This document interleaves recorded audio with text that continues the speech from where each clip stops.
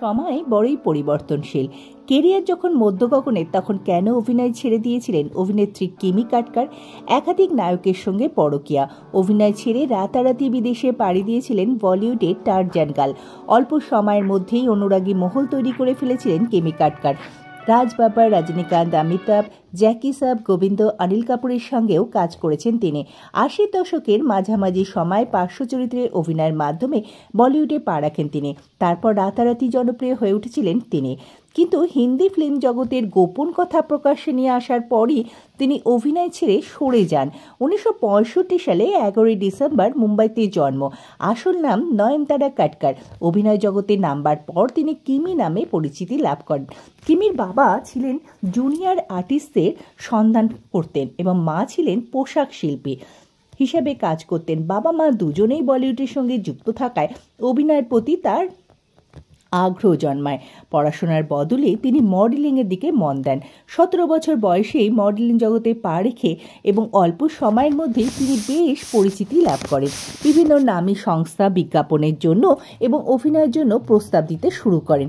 ১৯৮৫ সালে পার্থের দিল নামে একটি ছবিতে পার্শ্ব চরিত্রে অভিনয় করেন তিনি। সেই সময়ে পরিচালক বরবস সুভাষ অ্যাডভেঞ্চার অফ টারজান ছবিতে নায়িকার চরিত্রের জন্য তাকে পছন্দ করেন। এই ছবিতে সাহসী দৃশ্যে অভিনয় করেন কিমি। ঠিক সেই সময় অমিতাভ বচ্চনের মর্দ এবং রাম তেরি গঙ্গামলি ছবিটিও মুক্তি পায়। কিন্তু এই দুটি ছবিকে টক্কর দেয় কিমির টারজান।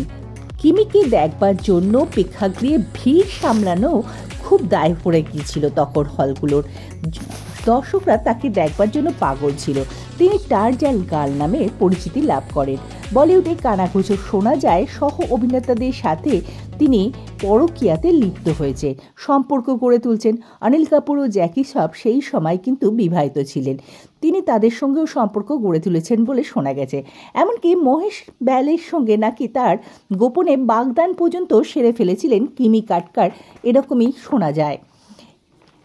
জ্যাকি শ্রফ থেকে আরম্ভ করে গোবিন্দ, সঞ্জয় দত্ত সকলের সঙ্গেই তিনি প্রেম করতেন।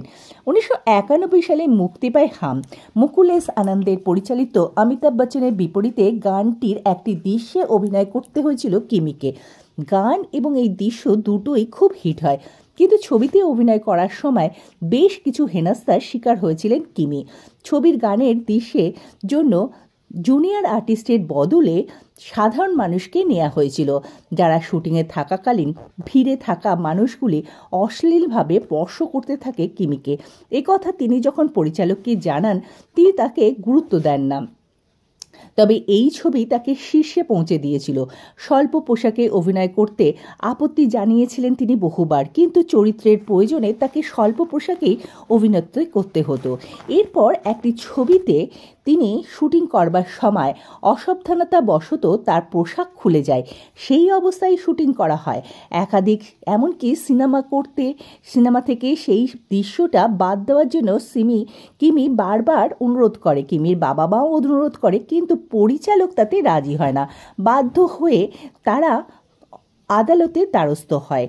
এই সময় কিমি কিন্তু ব্রিগেডের নায়িকা হিসেবে পরিচিতি লাভ করে, অর্থাৎ তার নায়িকার তো অনেক নিচে নেমে যায়। ১৯৯২ সালে জুলুম কি হুকুমত ছবিতে শেষ অভিনয় করতে দেখা গিয়েছিল কিমিকে।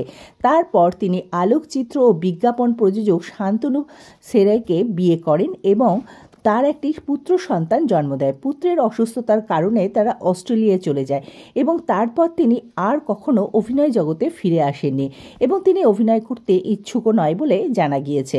যদি ভিডিওটি ভালো লাগে তাহলে একটি লাইক অবশ্যই করবেন। কিমি কাটকারের অন্তর্ধানের আসল রহস্য আপনাদের কাছে